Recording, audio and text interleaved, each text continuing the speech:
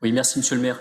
Je voudrais d'abord, pour dédramatiser ou dépassionner le débat, rappeler que nous ne sommes pas opposés à la gratuité en tant que telle, mais je dirais pas de cette manière. En tout cas, pas opposés au fait qu'il faut aller plus loin dans la tarification solidaire, rendre les transports plus accessibles financièrement. Et je rejoins M. Webel, je ne citerai pas Marx pour autant, mais je pense qu'effectivement, il faut aller beaucoup plus loin, et notamment à destination des étudiants.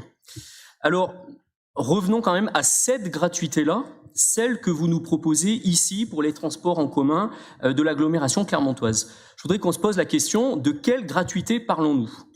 Une gratuité qui s'est matérialisée, que vous le niez ou non, c'est une réalité, qui s'est matérialisée par une hausse moyenne de 10% des abonnements pour les usagers de la semaine dans le même temps. Donc c'est loin d'être une mesure en faveur du pouvoir d'achat, comme vous le prétendez très souvent depuis la rentrée.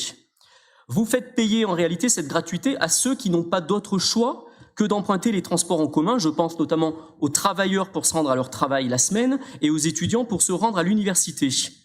La gratuité en tant que telle, parce que je viens d'entendre de très belles déclarations, mais la gratuité en tant que telle, ça ne veut rien dire. On n'offre pas la gratuité, on offre un service, on offre une prestation. Et en l'espèce, quel service offrez-vous le week-end? Parce que vous dites on offre la gratuité, mais en réalité, vous n'offrez rien du tout. Le week-end, nous avons un service dégradé, presque inexistant dans certains quartiers. C'est factuel. Nous avons des communes de la métropole qui ne sont encore non desservies. Nous avons des horaires qui ne sont inadaptés aux horaires, par exemple, des manifestations culturelles. Je prends quelques exemples. Peut-on rentrer en bus le week-end après une sortie au théâtre lorsqu'on habite à la Glacière? Peut-on rentrer sur Vallière après une séance de cinéma tardive? Peut-on se rendre au Zénith pour aller à un concert le week-end? À toutes ces réponses, c'est non. Alors vous offrez la gratuité. Encore une fois, on offre un service. Le service, il n'y est pas.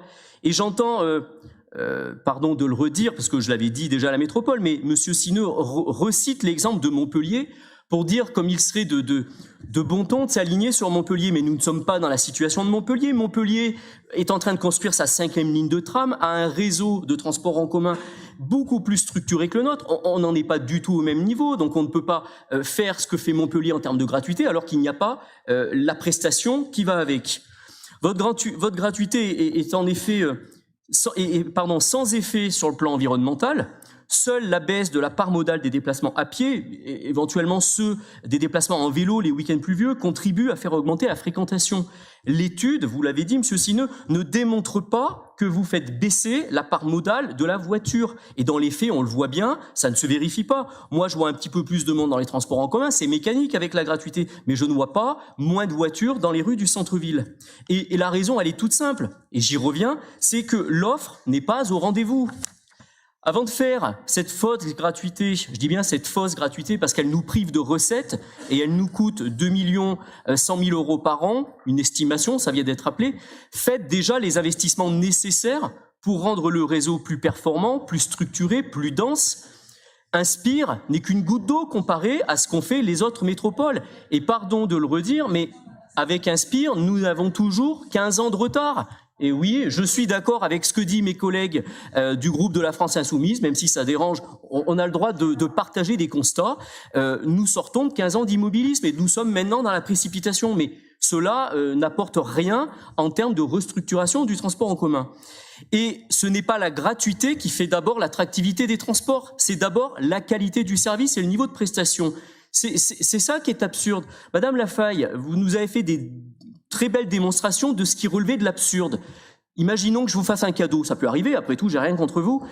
Si je vous offre une boîte vide, c'est absurde. Alors, ça dépend si la boîte est belle, mais enfin, la boîte est même pas belle au niveau des transports.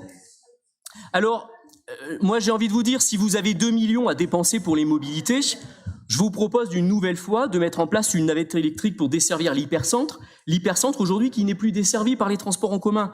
Alors, j'en conviens, c'est une goutte d'eau, mais il y a tellement à faire pour améliorer la qualité de notre service. Je pense notamment qu'il faut clairement augmenter le nombre de lignes, la fréquence, l'amplitude. Pensez aussi à pérenniser l'avenir de la ligne A du tramway. Vous n'en parlez jamais, vous n'avez que le mot gratuité à la bouche, comme si c'était une fin en soi. mais c'est quand même aussi l'avenir de notre réseau de transport en commun. Concrètement, vu l'état actuel de notre réseau, cette gratuité-là est inefficace, je l'ai dit, sur le plan environnemental, coûteuse financièrement et surtout injuste socialement. Moi, mon avis, c'est qu'elle est juste dogmatique, voire démagogique.